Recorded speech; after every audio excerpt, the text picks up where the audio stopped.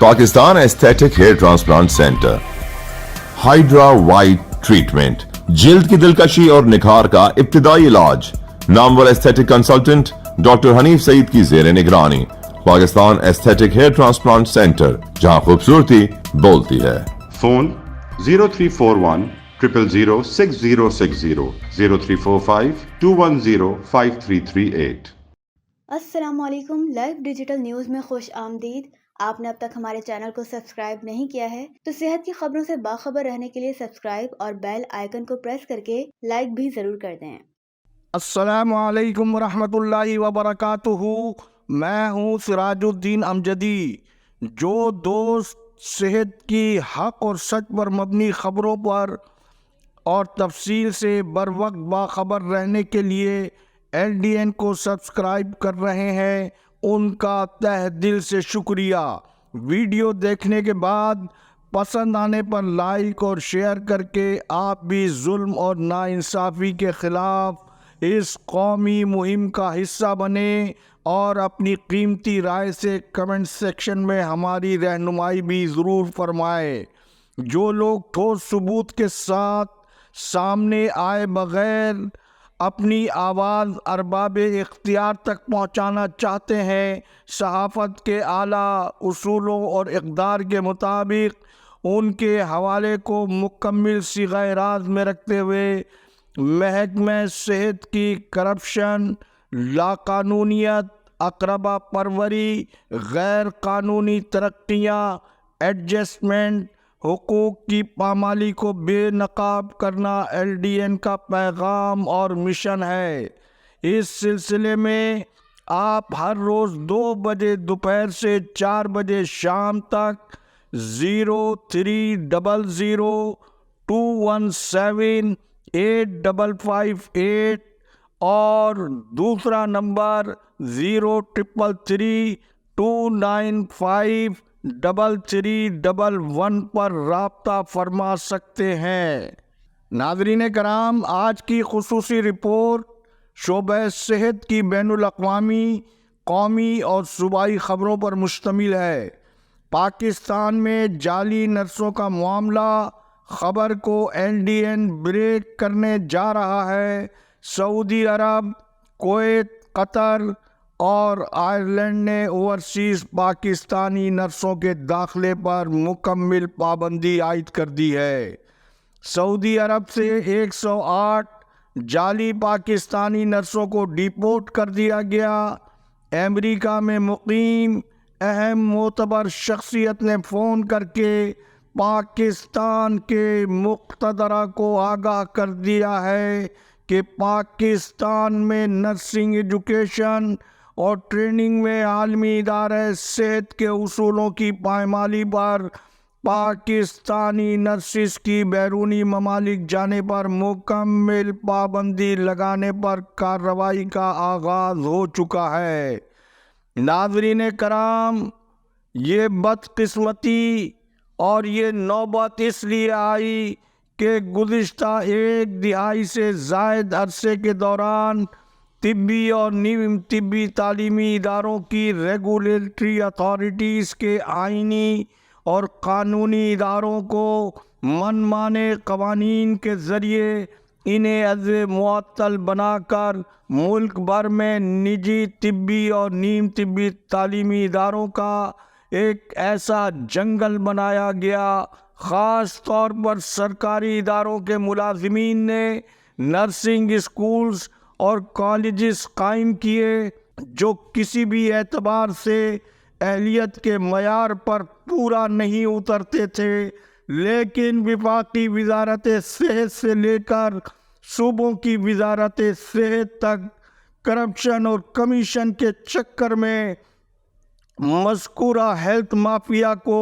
کسی نہ کسی بہانے اسپیس دیتی رہی، جس کے نتیجے میں اس وقت ملک کے پرائیویٹ نجی نرسنگ سیکٹر میں 2 ارب روپے سے زائد سرمایہ کاری کے ذریعے جہاں کالے دھن کو سفید کیا گیا ہے، وہیں دوسری جانب اس سے زیادہ 2 گنا رقم کا استعمال علیحدہ رشوت ستانی کی مد میں بھی استعمال ہوا ہے۔ गुज़िश्ता सालों के दौरान 4,700 जाली नर्सिंग डिग्रियों और डिप्लोमा का मेगा नेशनल स्कैंडल सामने आया, जिसकी बिना पर आज वतन अजीज़ की नर्सों पर 4 ममालिक में मुलाजिमतों पर पाबंदी आयद होने के बाद मज़ीद ममालिक में भी मज़कूरा फ़ैसले पर अमल दरामद किया जा रहा है। लेकिन हमारी सियासी क़यादत की बसीरत और इक़दामात के बारे में मैं कुछ कहूँ, आप खुद ही अच्छा फ़ैसला कर सकते हैं। लेकिन बात यहीं पर ख़त्म नहीं होती। हर सियासी जमात अवाम की सेहत पर क्रेडिट और पॉइंट स्कोरिंग में तो किसी से पीछे नहीं रहती है। मूसी सियासत जिसमें बिलावल और मरियम सरफहरिस्त हैं, क्या इन दोनों ने 4,700 जाली नर्सिंग डिग्रियों और डिप्लोमा के मेगा करप्शन सामने आने पर इन इदारों के खिलाफ और इनके जिम्मेदारों को कानून के शिकंजे में लाने की अब तक कोई ज़र्रा बराबर कोई कोशिश की है? नहीं। हद तो यह है कि विफाक के दोनों ऐवानों की कायमा कमेटियों की इस हवाले से जो तहफ़्फ़ुज़ात और सिफारिशात रिकॉर्ड पर मौजूद हैं, ताहाल गौर करना तो दूर की बात है, शहजादे और शहजादी को इस हादसे की तफसील का इल्म भी दुरुस्त तौर पर नहीं होगा। सिंध में जो सरकारी मुलाजमीन कानून के परखचे उड़ाते हुए निजी नर्सिंग स्कूल्स और कॉलेजेस का बिजनेस भी चला रहे हैं और साथ में सरकारी तनख्वाह की वसूली के साथ साथ अपने निजी नर्सिंग स्कूल्स को चलाने और बचाने के लिए सरकारी नर्सिंग कॉलेजेस और स्कूलों के वसाइल को भी ज़रूरत पड़ने पर बिला खौफ व ख़तर इस्तेमाल करते हैं। इनमें सरफहरिस्त अब्दुल क़य्यूम खान मरवत, शेर मोहम्मद खान यूसुफ ज़ई, एजाज कलेरी, शाहिद इकबाल, अब्दुल नासिर खान, मुश्ताक सोमरो, इंतज़ार मरी, मुनीम खान मरवत, इरशाद अब्बासी, असगर सोलंगी समेत रिटायर अफसरान में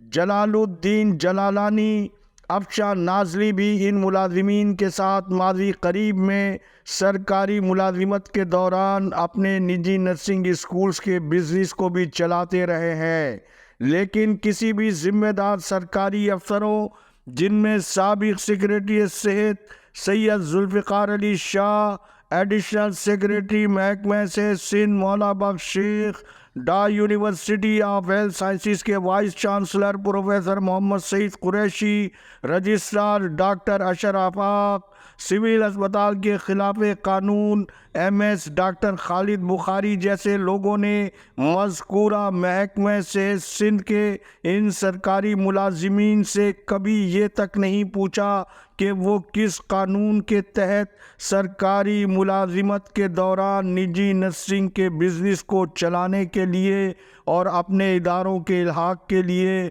उन पर दबाव भी डाल रहे हैं। अगर मज़कूरा अफसरान कानून पर अमल दरामद को यकीनी बनाते हुए इस माफिया की शक्ल इख्तियार करने वाले इन लोगों से पहले ही मरहले में पूछगछ करते, तो ये लोग आज